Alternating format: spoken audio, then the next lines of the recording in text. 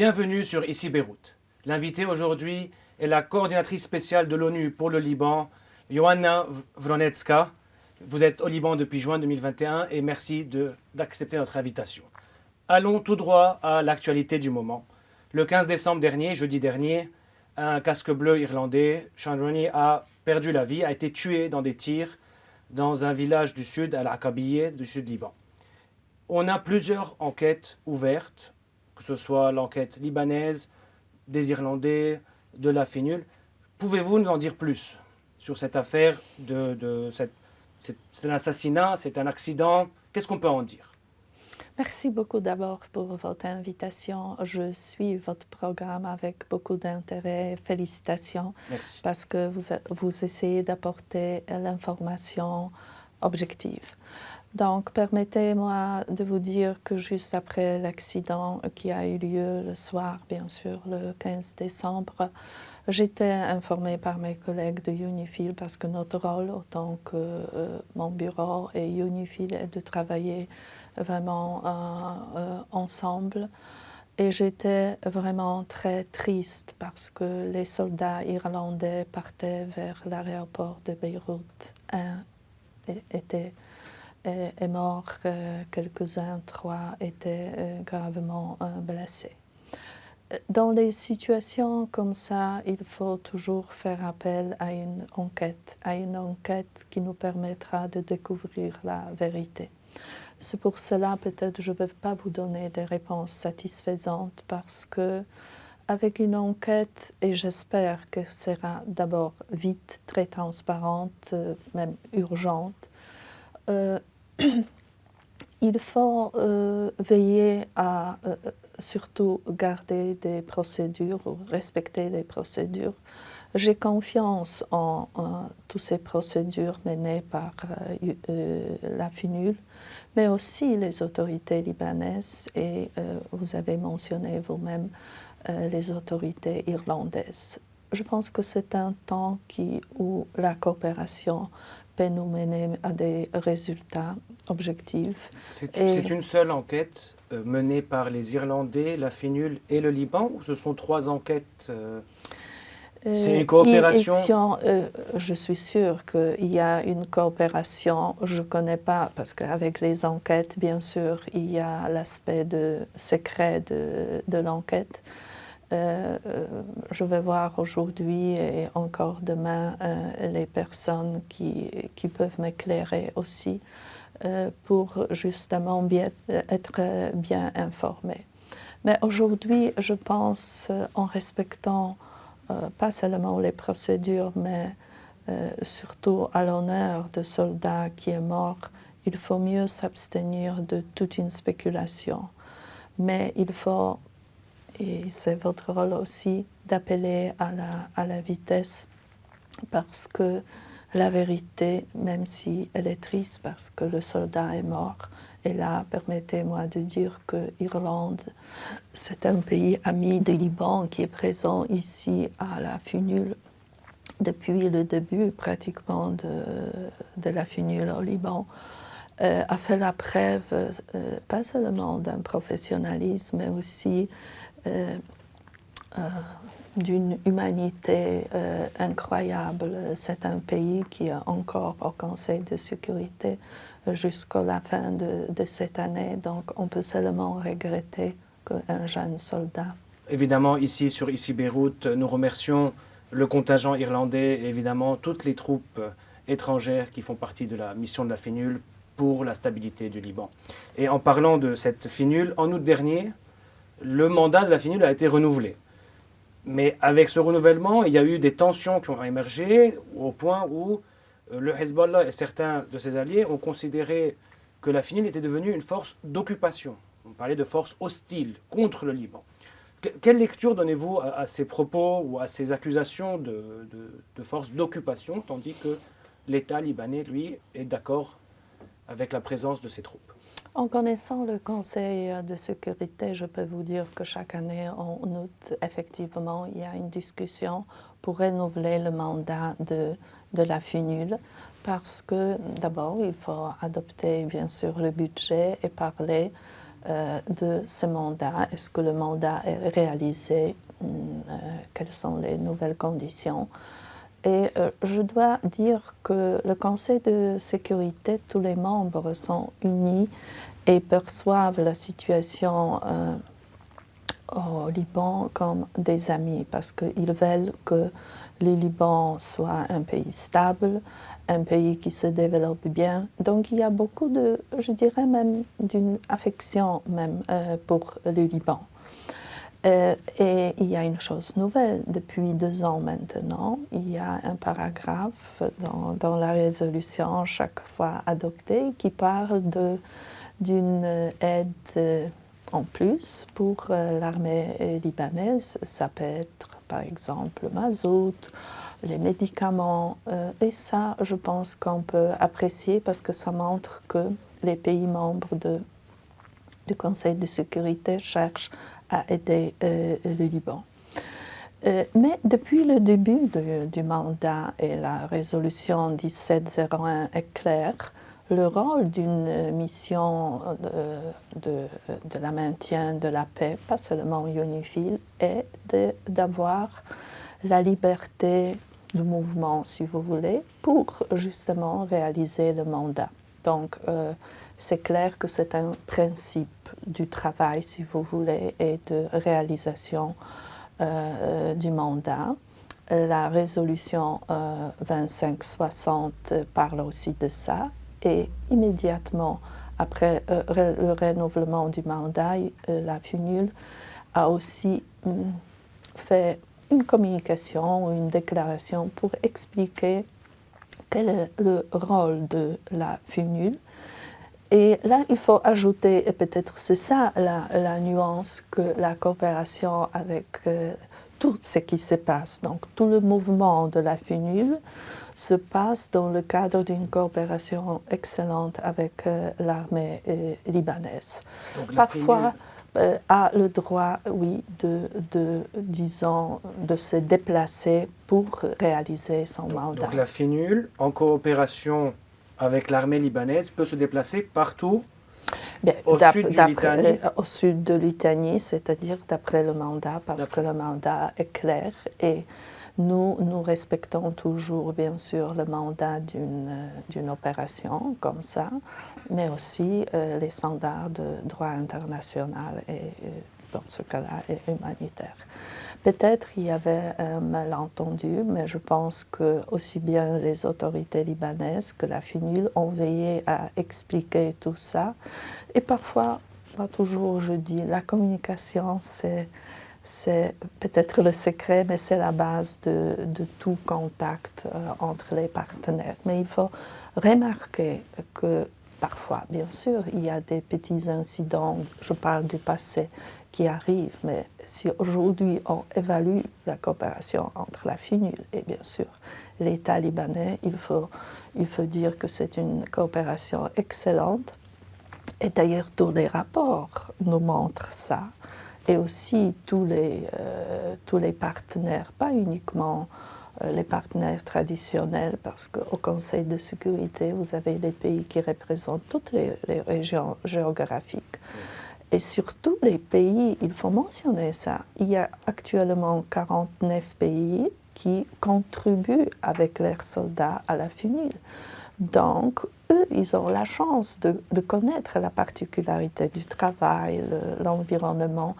Donc, il y a quelques pays qui sont parmi eux qui sont actuellement au Conseil de sécurité. Donc, ils parlent avec le langage expertise, expérience et aussi conviction que ce qui fait UNIFIL est très positif. Et d'ailleurs, il faut remarquer que grâce à cette coopération, entre UNIFIL, mais aussi du côté Israël, comme vous le savez, il y a le mécanisme de rencontre entre les 3 parties. On a pu maintenir la paix et la stabilité. Dans votre dernier rapport, il y a le fin novembre, au Conseil de sécurité de l'ONU, vous avez appelé les 2 parties, le Liban et Israël, à faire plus d'efforts. C'est le rapport, si vous permettez, le rapport du secrétaire général, bien sûr, parce que, bon, il faut expliquer ça. Oui, effectivement, vous savez, réaliser tous les aspects de la résolution, ce n'est pas facile parce qu'il y a beaucoup des articles, donc on encourage les partis toujours à faire des efforts. Donc permettez-moi de dire quels sont les points où nous focalisons. C'est bien sûr la question des armes en dehors du contrôle de l'État, du côté libanais. Il y a aussi des survols sur le territoire libanais du côté Israël. Et il y a aussi la question de Sheba Farm, bien sûr. Il y a la question de Rajar qu'il faut mentionner. C'est des sujets parfois difficiles, mais on se sent dans l'obligation de mentionner qu'il faut tout faire pour les réaliser. Donc, tout faire pour le réaliser, tout comme au Liban, vous parliez d'État avant, vous avez confiance, il y a une bonne coopération entre la famille et l'État, sauf que l'État politique, administratif pour les citoyens libanais est absent. Donc le Liban vit une crise politico-économique depuis au moins 3 ans. Vous rencontrez des hommes et des femmes politiques, c'est dans le cadre de votre mission, et vous discutez avec eux. Le Liban n'a pas de président depuis 1 mois et demi, n'a pas de gouvernement depuis mai dernier. On appelle à des réformes ne sont pas faites. Selon vous, quelle serait la voie pour un déblocage de la situation libanaise, surtout qu'on a une partie de la classe politique qui fait passer ses intérêts avant les intérêts du pays? Je me considère l'ami du Liban et je veux que le Liban réussisse. Que le Liban soit, c'est la perle de la Méditerranée, bien sûr, le Bahra Abyad Mutawassit, et en même temps c'est un pays qui a un potentiel grâce aux Libanais et qui sont d'abord très doués, qui sont très bien éduqués, qui ont tous les atouts dans les mains. Donc, si vous permettez, il faut passer peut-être de ce stade, la théorie, aux pratiques. Comment utiliser le potentiel à tous les niveaux, mais surtout au niveau de la classe politique, pour servir le pays, pour mettre le pays au plus haut niveau. Parce que si on croit en un pays comme le Liban, c'est un phénomène, bien sûr, le Liban, et tout le monde le dit, comment générer cette force, parce qu'il faut d'abord une force, le courage, peut-être une discipline intérieure pour dire cette fois-ci c'est mon pays, ce n'est pas mes agendas privés. Donc tous mes rencontres, peut-être je parle de point de vue théorique, mais c'est ça la seule voie. Et au moment où on sert le pays, servir les citoyens qui ont besoin, bien sûr, de résoudre tous les problèmes d'électricité, bien sûr, des médicaments, les services aussi médicaux, mais aussi la jeunesse. Il faut parler et penser à la jeunesse libanaise. En même temps, il faut penser à des personnes qui sont peut-être aujourd'hui plus âgées et ont besoin des services médicaux. Donc, une vision avec plus d'empathie pour le pays. Et si on fait, on peut dire que c'est une action vraiment de bon cœur, mais avec cette action de bon cœur, on peut réussir. L'ONU a des plans d'aide, d'assistance humanitaire, développement, pour aider la population libanaise et autres qui sont dans le besoin. Mais est-ce que l'ONU a des moyens de faire pression ou de pousser un peu les responsables politiques libanais à accélérer ou à aller vers le changement? Parce qu'on sent que nous sommes dans une période où rien n'est fait, où le Liban s'effondre petit à petit, et que les agences onusiennes sont là pour aider autant que possible, mais que ce n'est pas nécessairement suffisant. Vous savez, on a a de la chance qu'au Liban, nous avons l'ONU à sa disposition, 26 agences, bien sûr, on appelle ça les agences spécialisées de l'ONU, plus la FUNIL et aussi mon bureau qui fait de la coordination politique. Donc on a de la chance. Et avec tous les efforts que nous déployons, et je pense qu'on était très efficace parce qu'avec l'aide humanitaire l'année dernière, une aide exceptionnelle, on a pu mobiliser presque 380 millions de dollars et cette aide était dirigée aux citoyens libanais qui ont besoin justement des services médicaux ou de l'argent comme ça direct en cash. Mais aussi, il y a une réflexion, on peut l'appeler réflexion constructive, parce que il y a des moments pour la programmation de notre aide tous les 3 ans où il faut proposer un nouveau programme cadre, si vous voulez, de coopération pour le Liban. Et ça a été négocié avec les autorités libanaises l'année dernière. Donc à partir du 1er janvier, on a un nouveau programme, le programme qui se focalise sur 7-8 sujets où il y a justement renforcement des institutions d'État. Le Parlement est dedans, il y a l'environnement, vous savez, et l'accent sera mis aussi sur plus de développement parce que le Liban a besoin de se développer. L'aide humanitaire est très nécessaire, mais quand même on veut que le pays avance. Et ici, où est le rôle de l'ONU ? Le rôle de l'ONU est bien sûr d'encourager et de faire, parce que les agences le font, mais en même temps de mobiliser les fonds et d'encourager les donateurs et les bailleurs des fonds justement pour participer à tous ces programmes. Donc on est en train de le faire et la coordination avec toutes les organisations financières comme la Banque mondiale ou comme le Fonds monétaire, mais aussi l'Union européenne, parce qu'il faut souligner que grâce à la générosité de l'Union européenne, il y a des projets qui peuvent être réalisés.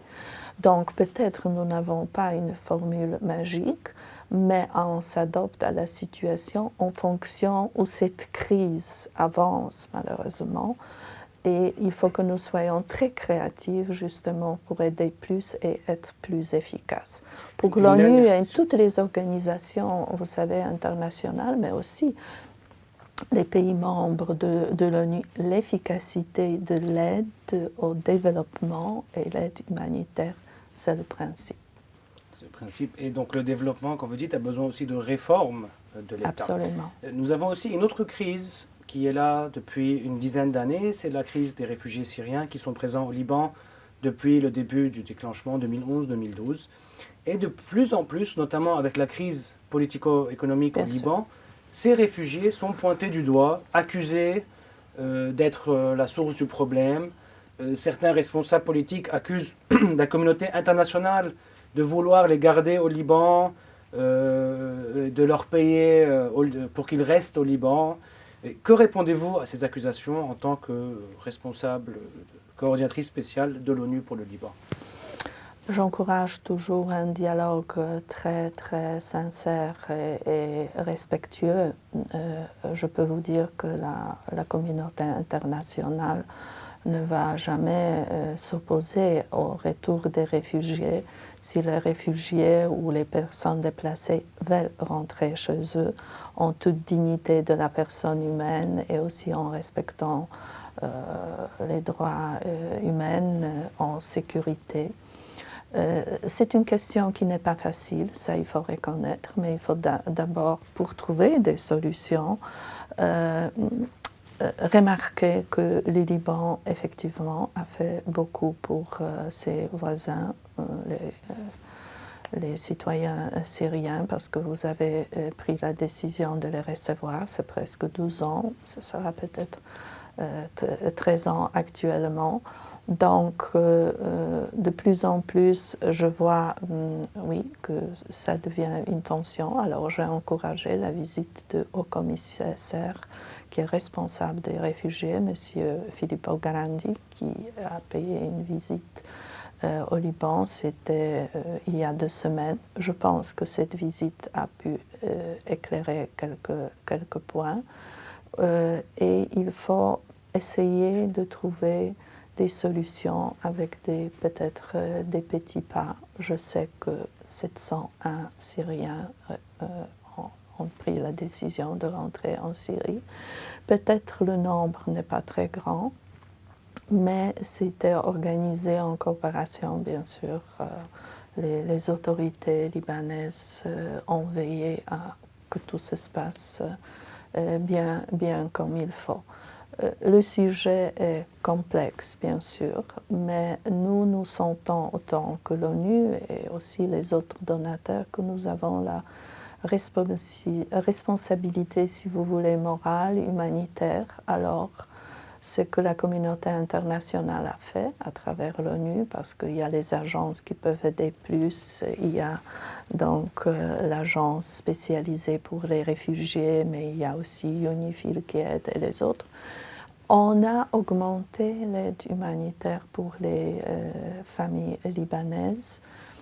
Et peut-être c'est utile de mentionner que depuis l'année dernière, cette aide s'élevait à 1,47 milliard de dollars. Bon, on peut discuter bien sûr les chiffres, mais ça nous montre qu'on est là pour ça, pour réagir bien au moment où les Libanais, surtout les Libanais, ont besoin de cette aide. Et je pense que je n'exagère pas, ou peut-être je n'ai pas des chiffres exacts, mais plus 1 million des Libanais ont pu recevoir cette aide. Bien sûr, il y a l'assistance qui est adressée à des réfugiés syriens ou palestiniens. Et mes chiffres me disent que c'était 2,5 millions de personnes en tout toutes les populations qui ont sur le terrain libanais qui ont pu. Mais de nouveau, il faut dire que uniquement avec beaucoup de sagesse et vision, on pourra résoudre ce problème. Et je sais que le Liban attend ça. Merci beaucoup, Ioana Vlonecka, d'être venue répondre à nos questions. Nous avons beaucoup de questions, mais nous sommes limités par le temps. Merci beaucoup et merci beaucoup pour votre rôle au Liban. Chers internautes, vous pouvez retrouver cet entretien sur notre site web www.icibeyrouth.com et sur nos réseaux sociaux.